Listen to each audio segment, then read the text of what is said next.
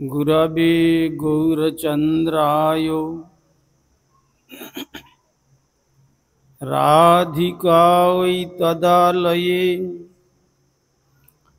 कृष्णाय कृष्णभक्ताय तद्भक्ताय नमो नमः। श्री कृष्ण चैतन्य प्रभु नित्यानंद श्री अद्वैत गदाधर श्रीवासादि गौर भक्त वृंद। हरे कृष्णा कृष्ण कृष्ण हरे हरे, हरे राम राम राम हरे हरे।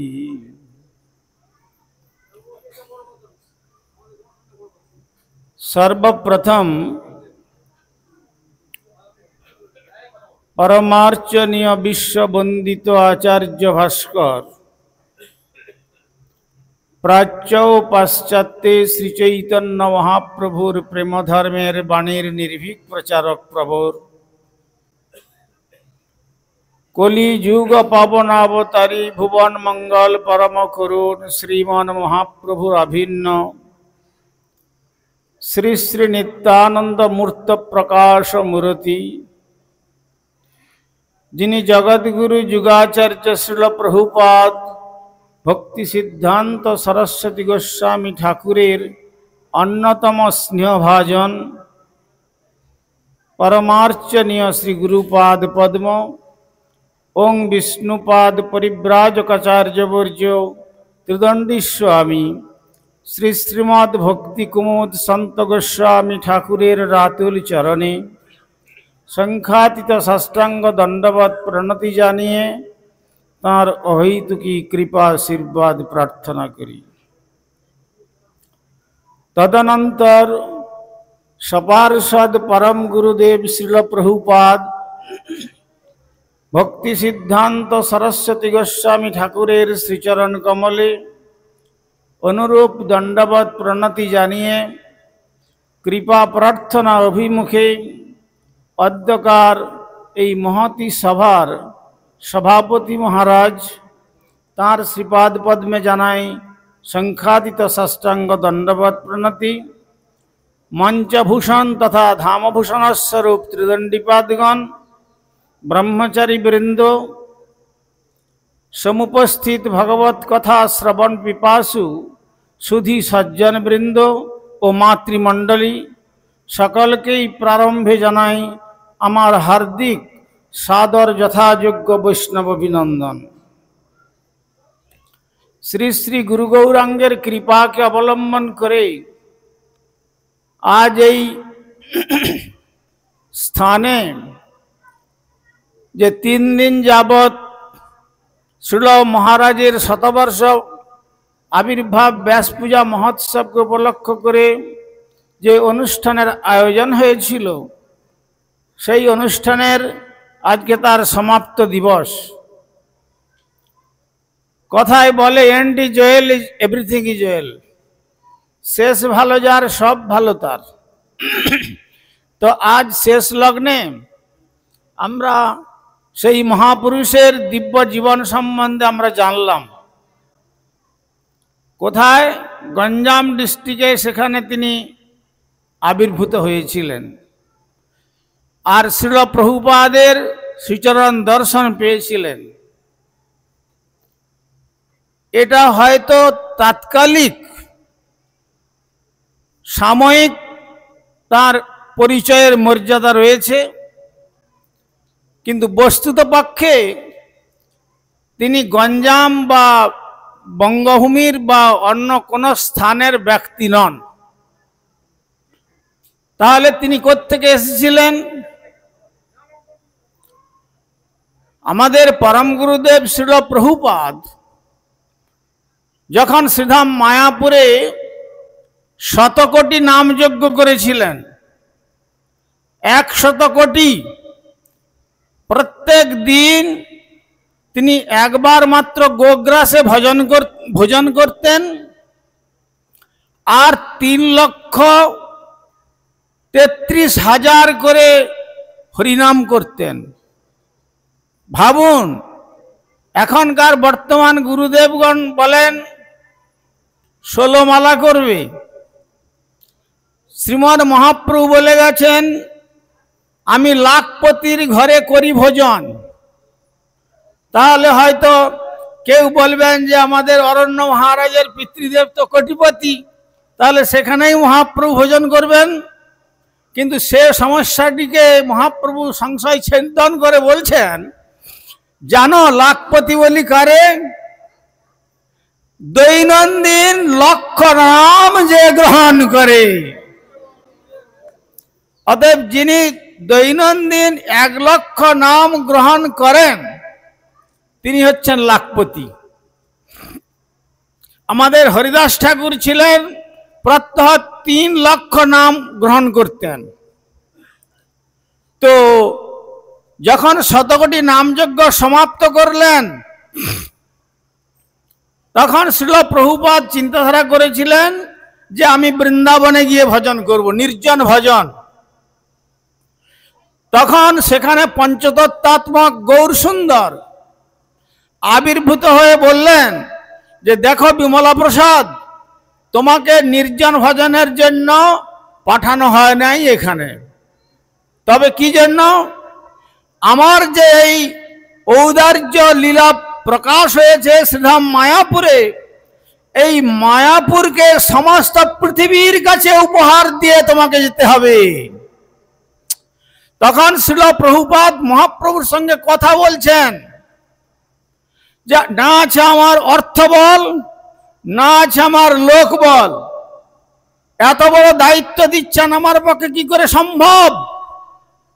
তখন শ্রীমান মহাপ্রভু বললেন, আমার পূর্ব লীলার অর্থাৎ দ্বাপর লীলার যে লীলা সঙ্গিনীগণ আছেন, সখী এবং মঞ্জরীগণ, তাদেরকে রূপ পরিবর্তন করে তোমার কাছে পাঠিয়ে দেব। তারা তোমার চরণাশ্রয়ের লীলা গ্রহণ করে সারা বিশ্বে গৌড়ের বিজয় জয়ন্তী উড্ডীন করে দেবে।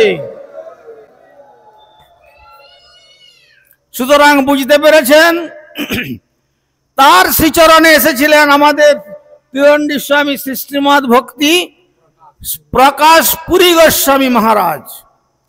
সুতরাং এরা অপ্রাকৃত ব্রজবাসী, ব্রজে থেকেই এসেছিলেন। ব্রজের কার্য যা ব্রজেন্দ্র নন্দন ঔদার্য রসঘন মূরতি হয়ে তিনি যে শিক্ষা প্রদান করেছেন, সেই শিক্ষা জগতের কাছে জানাবার জন্য আজ তাই শ্রীল প্রভুপাদ বলেছিলেন, আমার কাছে যারা আশ্রয় গ্রহণ করবার করে শিষ্য বলে অভিমান পোষণ করেন, যারা আমার সান্নিধ্যে এসেছেন, তাদের জন্য যদি আরো আমাকে কয়েকবার আসতে হয়, তথাপি আমি এই ধরাধামে আসব। তাদের কেশাকর্ষণ করে আমি গোলক বৃন্দাবনে তাদের সকলকে পৌঁছে দেব। অতএব যে স্থান থেকে এসেছিলেন সেই স্থানটি হল যদ্গত্বা নিবর্তন্তে তদ্ধাম পরমং মম, যেখানে গেলে পর আর ফিরে আসতে হয় না। সেই অপ্রাকৃত রাধা কুণ্ডের রাধারানীর চরণ থেকে এরা সকলে এসেছিলেন, এটা ভালোভাবেই জানতে হবে।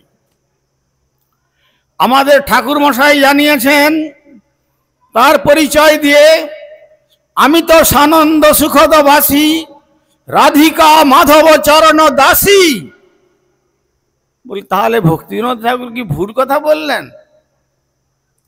তিনি পুরুষাকৃতি রূপ, আর বলছেন কি রাধিকা মাধব চরণ দাসী, দোহার মিলনে আনন্দ করি, দোহার বিচ্ছেদে দুঃখেতে মরি।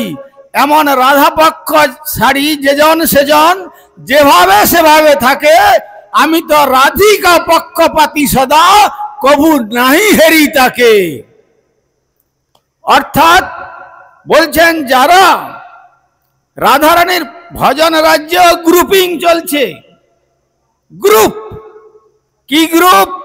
একটি হচ্ছে রাধারানীর গ্রুপ, ললিতা, বিশাখা, চম্পকলতা আদি তারা সকলে মিলে কৃষ্ণ সেবা করছেন রাধারানীর আনুগত্যে।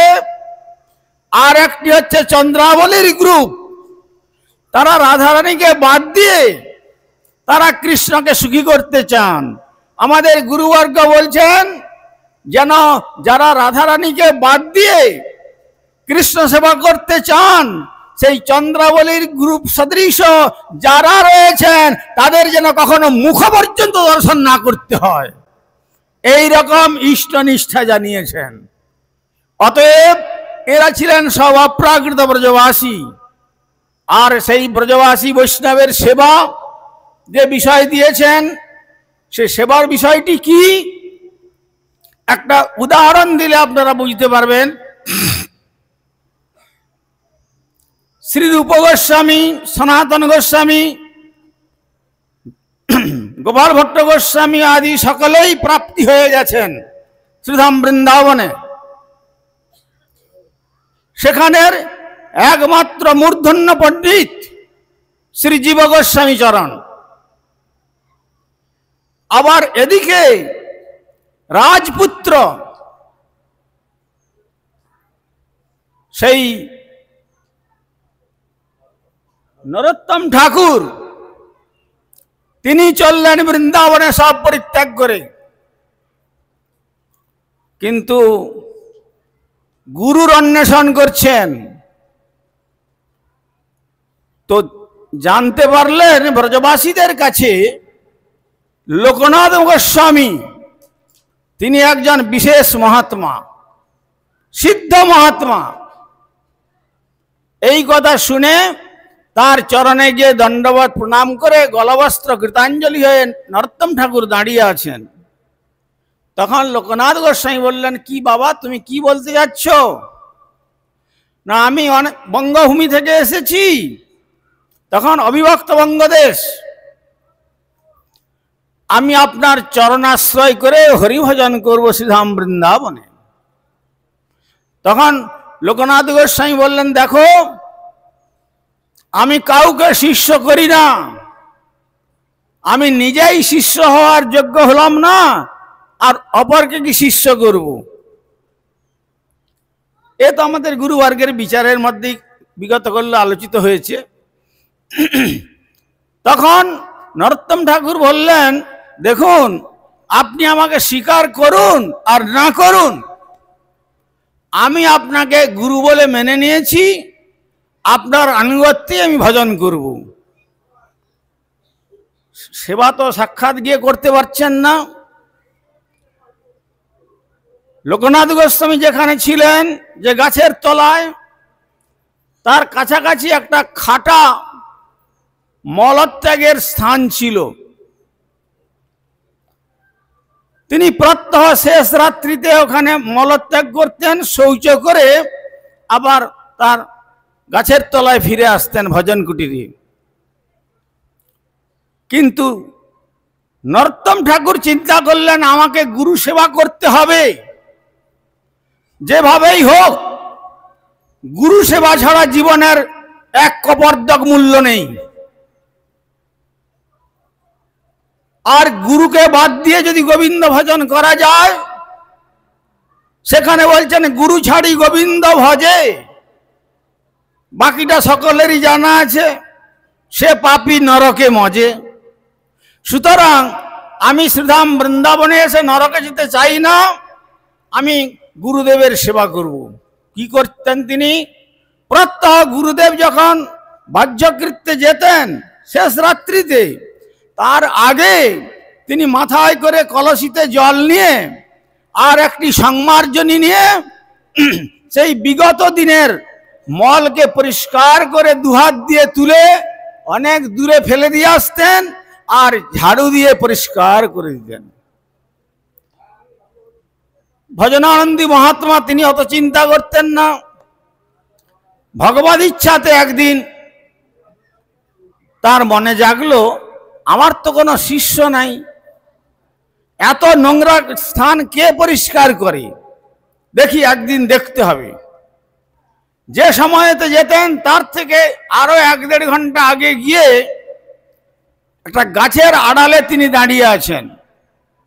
আর এমন সময় দেখছেন ঠাকুর নরোত্তম ওই মাথায় জলের কলসি নিয়ে আর সংমার্জনীটিকে বুকে নিয়ে আসছেন, আর গুরুদেবের মহিমা কীর্তন করতে করতে কি বলছেন, যেন মনে হচ্ছে যে সেই মহিমা আমার গুরুপাদ পদ্মের শ্রীমুখ থেকে কীর্তিত হয়েছেন।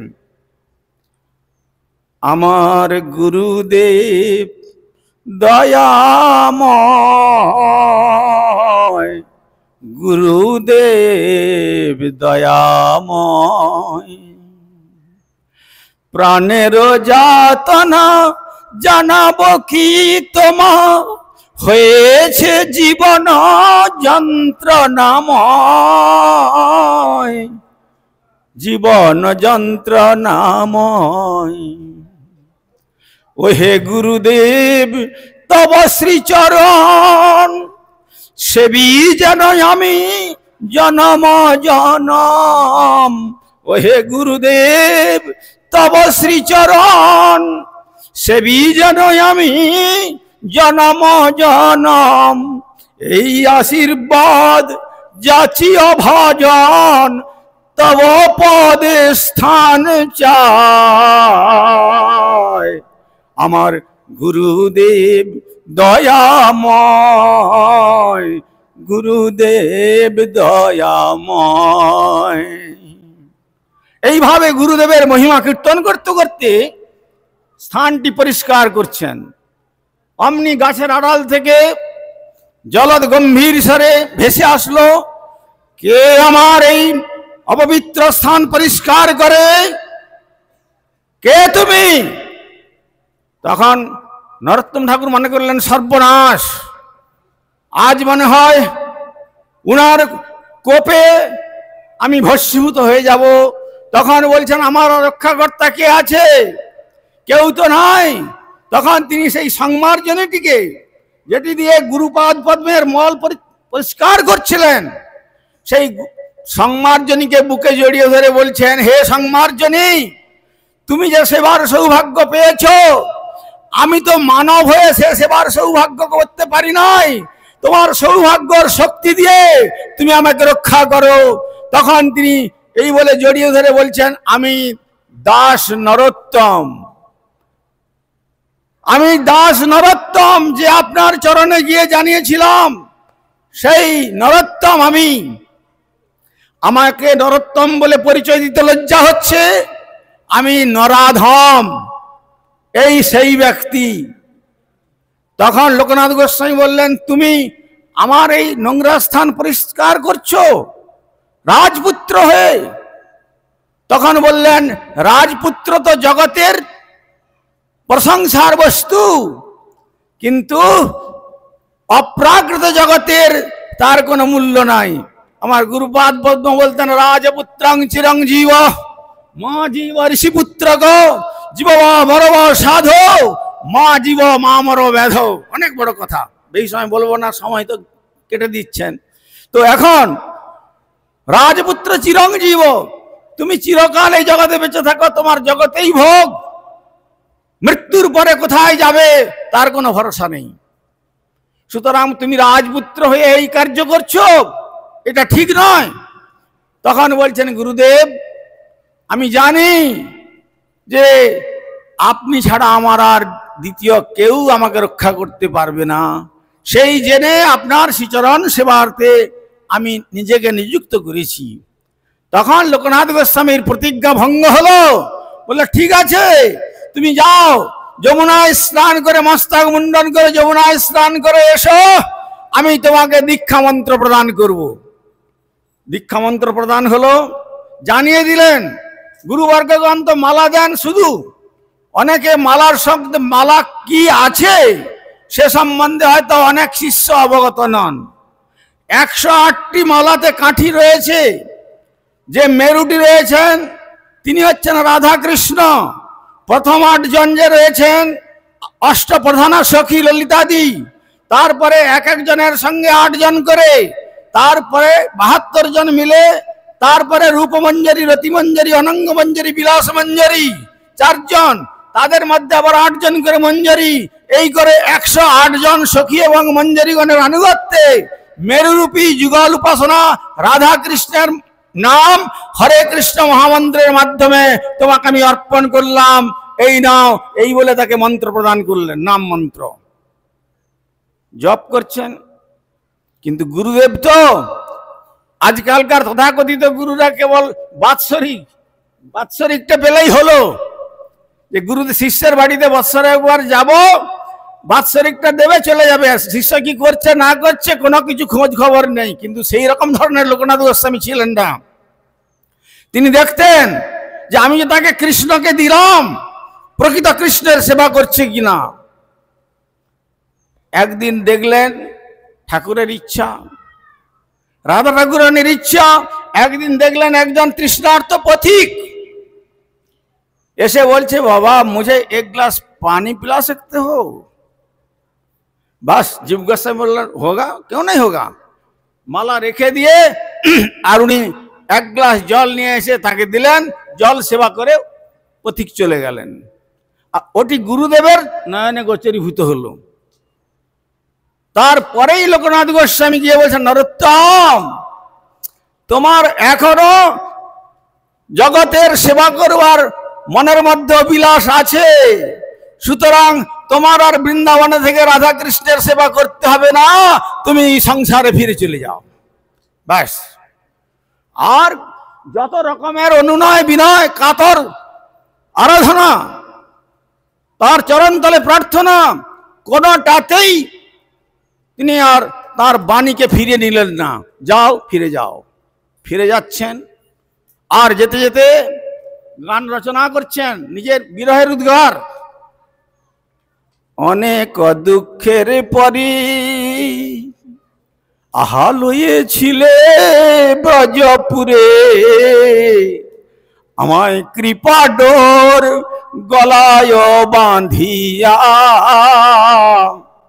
দৈবী মায়া বলাৎকারে খসাইয়া সেই ডোরে, আমায় ভবকূপে দিলে কোডারিয়া, ভবকূপে দিলে কোডারিয়া। হায় পুনঃ যদি কৃপা করি, এ জনার কেশে ধরি, টানিয়া তুলহ ব্রজধামে।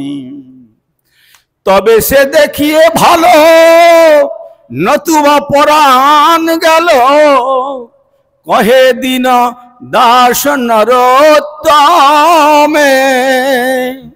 কহে দিন দাস নরোত্তমে।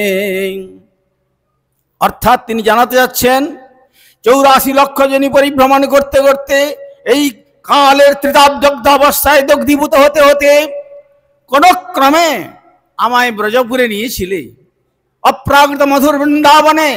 কিন্তু দৈবী মায়া ওই জল প্রার্থীর রূপ নিয়ে, মহামায়া তোমাকে যখন এইভাবে তাতে তুমি আকৃষ্ট হয়েছ, বাস আর তোমাকে মায়াধীশ ভগবানের সেবা করতে হবে না, তুমি আবার সংসারে ফিরে যাও। সেই জন্য পাঠিয়ে দিলেন। সংসারে গিয়ে তিনি রাধা গোপীনাথের সেবা করছেন। বেশ কিছুদিন অতিক্রান্ত হলো। শ্রীরাম তখন জীব গোস্বামী চরণ একমাত্র বিদগ্ধ পণ্ডিত বৃন্দাবনে। তিনি তখন 3 জন মহাত্মাকে বললেন, দেখো তো নরোত্তম কি বিষয়ী হয়ে গেল না হরিভজন করছে, একটু পরীক্ষা নিয়ে এসো। 3 জন ব্যক্তিকে পাঠিয়ে দিলেন। কবে? দ্বাদশীর দিন ঠিক যখন তিনি মঙ্গল আরতি করে পারস রন্ধন করে ভগবানকে নিবেদন করতে যাবেন, একটি পা রয়েছে গর্ভমন্দিরে, একটি পা রয়েছে বাইরে, হাতে ভগবানের ভোগের পারস। অমনি পিছন থেকে 3 জন বলে বসলেন, নরোত্তম তোমার এই মন্দিরে কি কোনো বৈষ্ণব সেবার ব্যবস্থা আছে? যেই এই কথা বলে বসলেন, পিছন ফিরে তাকিয়ে দেখলেন যে হাঁটুর উপরে শুভ্র বসন, দ্বাদশাঙ্গে রাধাকুণ্ডের তিলক, কালো তিলক, আর মস্তক মুন্ডিত, মস্তকের মধ্যে বেশ বড় একগুচ্ছ কেশ, আর হাতে হরিনামের মালা, জপ করছেন, এরা তো সেই আমার ব্রজবাসী, কি করব? তখন বললেন, হ্যাঁ হবে, বৈষ্ণব সেবার ব্যবস্থা আছে, আপনারা একটু অপেক্ষা করুন, আমি রাধা গোপীনাথকে ভোগটা দিয়ে দিই, পরীক্ষা দেখুন। তখন বলছেন, আমাদের হাতে অত সময় নেই, আমরা গেলাম নরোত্তম।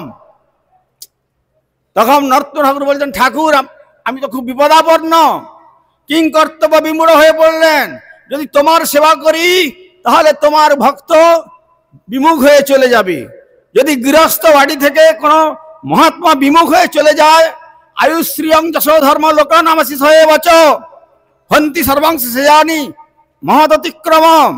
আয়ুশ্রী যশ ধর্ম এবং পূর্বপুরুষগণের আশীর্বাদ সব ওই স্থান ওই বাস্তু থেকে চলে যায়, ধর্মও চলে যায়, থাকে কি? তাহলে সে মরুভূমির মতো হয়ে যায়। সুতরাং ঠাকুর আমি কি করব? তোমাকে যদি ভোগ দিই তাহলে অতিথি চলে যাবেন, আবার অতিথিকে যদি দিয়ে দিই তাহলে তোমার ভোগ হবে না। এই বলে গোপীনাথকে বললেন, ঠিক আছে তুমি একটু অপেক্ষা করো, আমি এই পারস নিয়ে তাদের দিই। এই বলে বললেন, না না দেরি হবে না, এক্ষুনি দিচ্ছি। বলে আসলেন, সেই পারস নিয়ে এসে তিনজন বৈষ্ণবের সেবা করালেন।